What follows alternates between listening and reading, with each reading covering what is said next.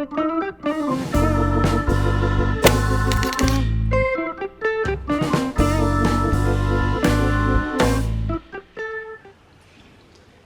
everyone and welcome back.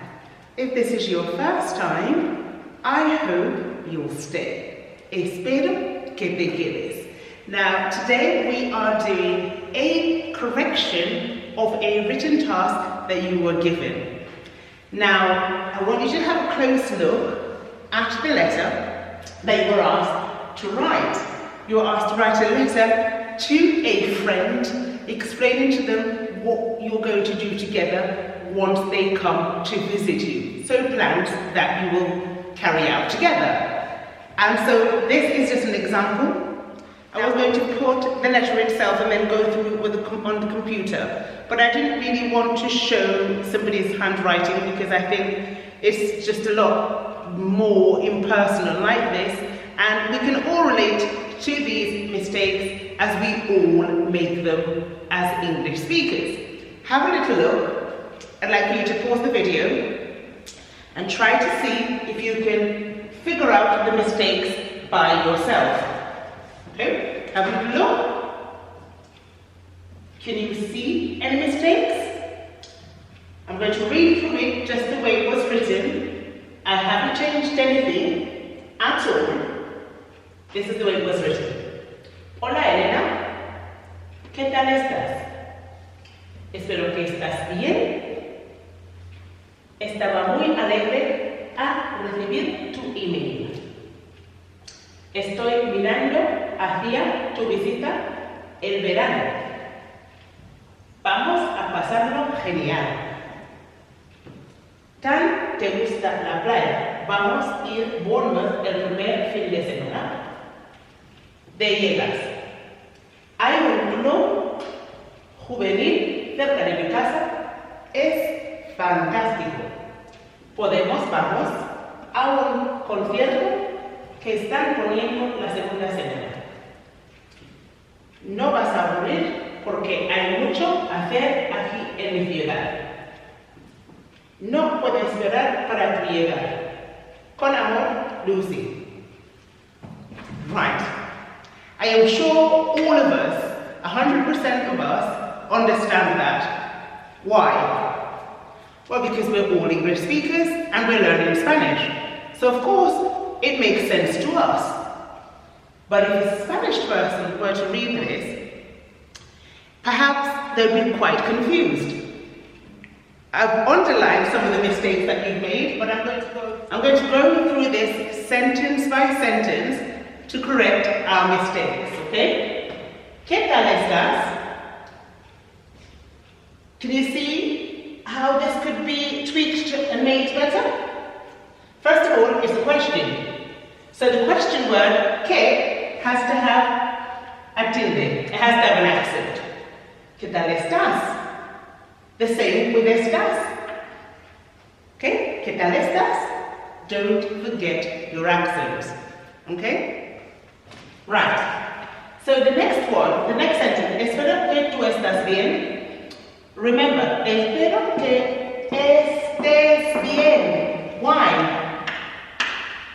Because we use the subjunctive when we're asking, we're showing it's our desire. Remember, desire, subjunctive. This is not the subjunctive, so it would be que estés bien. Que estés bien. Okay? No que estás, because my wish is that you are well. Espero que estés bien. Okay, next one. Estaba muy alegre a recibir tu email. How would you change that one? For those of you who are doing higher or do you know this structure very well, put down below, what would you put? Estaba muy alegre a recibir tu email. I feel a bit inclined to change this sentence to perhaps me alegró mucho recibir tu email. Me alegró, it made me happy. Me alegró mucho, instead of muy, me alegró mucho. Okay? Recibir tu email. What's wrong with that? Tu, you only put the accent on the to. If you're saying you, but that to there is not the subject, it's possession, your email. When you're saying your, as in you, something of yours, you wouldn't put the accent. To email, okay? To email. Doesn't have an accent here. So we'll take that one off. Instead of saying estaba muy alegre, which is very English, I was very happy. Estaba muy alegre, it doesn't sound very Spanish. This sounds more English. So I would change it to me alegro mucho. It made me happy to receive your email. Me alegro mucho. I'll take all of that off. Me alegro mucho recibir tu email. Okay? So I would leave it at that. Me alegro mucho recibir tu email. And the tu without the accent. Okay? Estoy mirando hacia tu visita el verano. Now, this one we've seen, but perhaps you've forgotten. Again, I'm able to understand that because this is quite literal. I am looking towards your visit. Except, again, that is very, very English. You're looking for the expression, I'm looking forward to. This is what I think it means. If I'm wrong, please let me know down below because I don't want to correct something which perhaps you didn't mean. If this was something completely different, please let me know. But I think you meant I'm looking forward to. I'm looking forward to would be tengo muchas ganas, tengo muchas ganas. I'm really looking forward to something. Tengo muchas ganas de. Remember this structure because we keep using it time and time again. You're really looking forward to something, you would employ it. So I would replace that with that because estoy mirando hacia doesn't really make sense to a Spanish speaker. Tengo muchas ganas de tu visita. El verano, este verano, o en el verano, o en verano, okay, I'll put en verano. Tengo muchas ganas de tu visita en verano. Okay? That's how I would change that. I would correct it. It sounds a little bit better. Right. Vamos a pasarlo genial. Well done. This is a good phrase. We're going to have an amazing time. That's good. I like that. Vamos a pasarlo genial. Great structure. Doesn't need correcting. Tan te gusta la playa, vamos a ir a Bournemouth. Now, tan, I think you wanted to say, as you like the beach, we're going to go to Bournemouth the first week, the first weekend. But that tan is for comparing. Es tan alto como yo. He's as tall as me. To compare. The as you wanted to use is como. As you are, as you like, como te gusta, not that tan. Tan also means as, but in this scenario, if you're not comparing anything, you would use como. Como te gusta la playa, vamos, you're missing here a little letter. Vamos a ir. Voy a is always with the verb ir plus a, then the infinitive. Okay? Vamos a ir. In English, we're going to go. You don't need the a, but in Spanish you do. Okay? Small things, people. Small things. It makes the world of difference. Vamos a ir. Okay? Ir. Vamos a ir a. Another one because you're going to Bournemouth.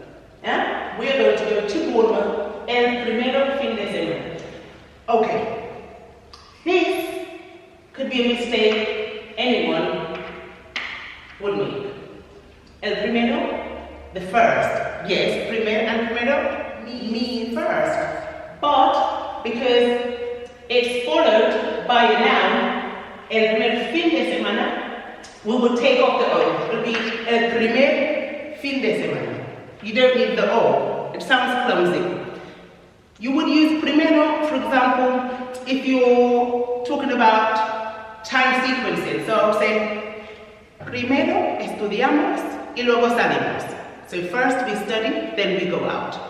Okay? Because it doesn't have a noun. Okay? Let me know if you understand. Primero vamos aquí. Right? But because it's a noun, fin de semana is a noun, we just say, and it's a masculine noun, we would just say el primer fin de semana. Okay? Easy peasy for you there. El primer fin de semana. Full stop, punto. Then we're going to go down to the next sentence which says, podemos, vamos. No, no, no, no, no, no, no, no. It's like saying, we can, we go. Doesn't make sense in English either, this one.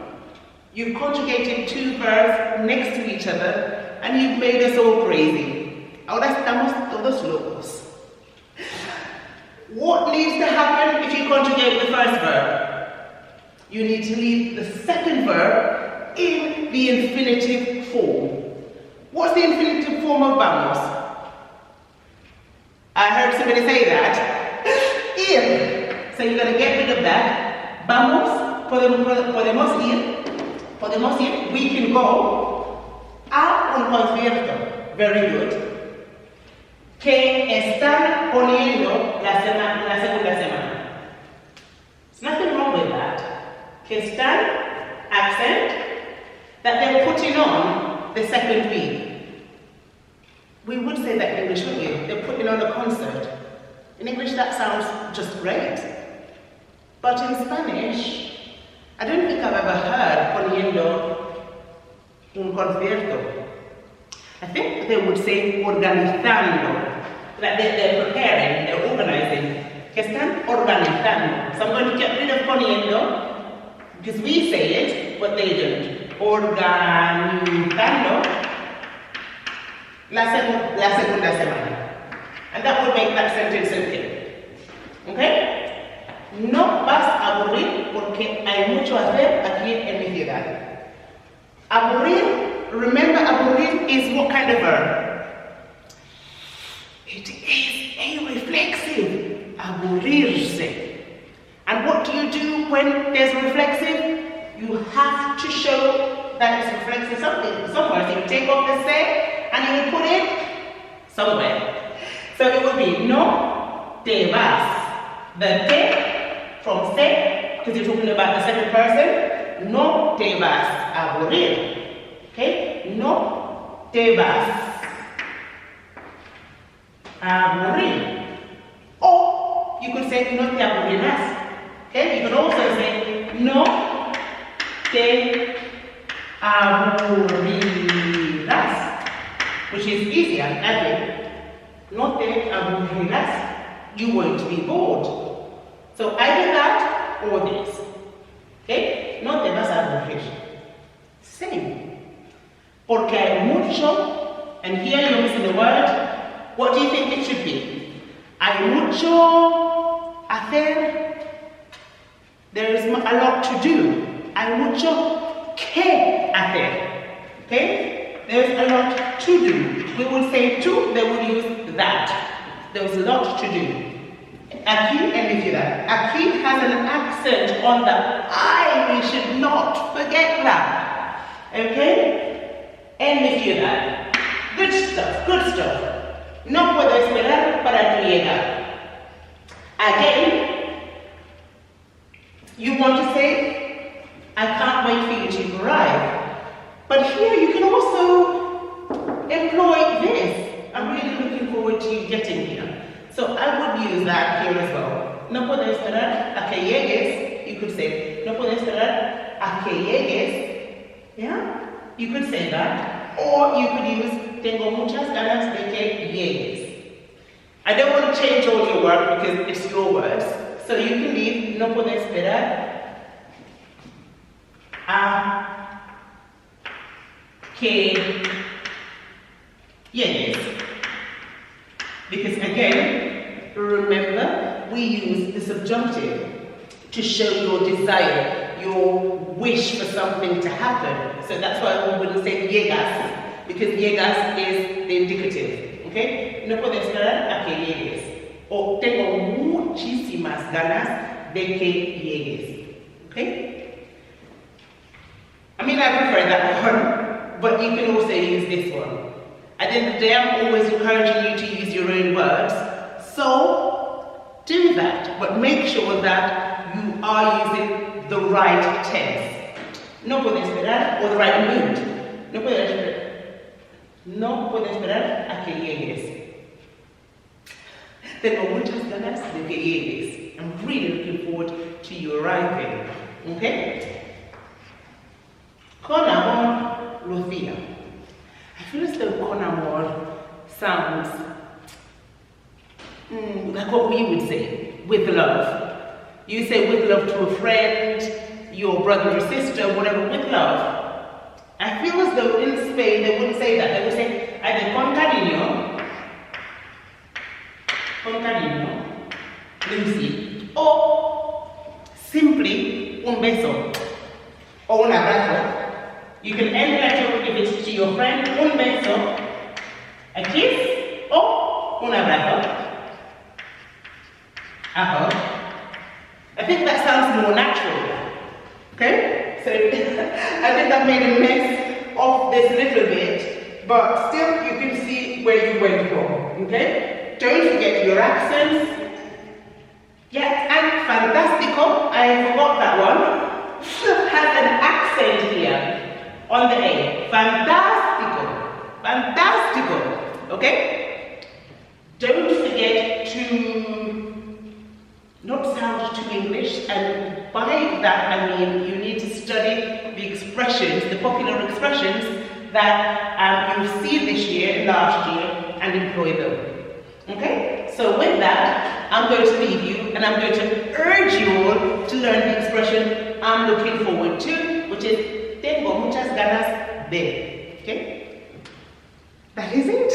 I hope you're walking away with something new today, and I will catch you next time. Take care. Adios.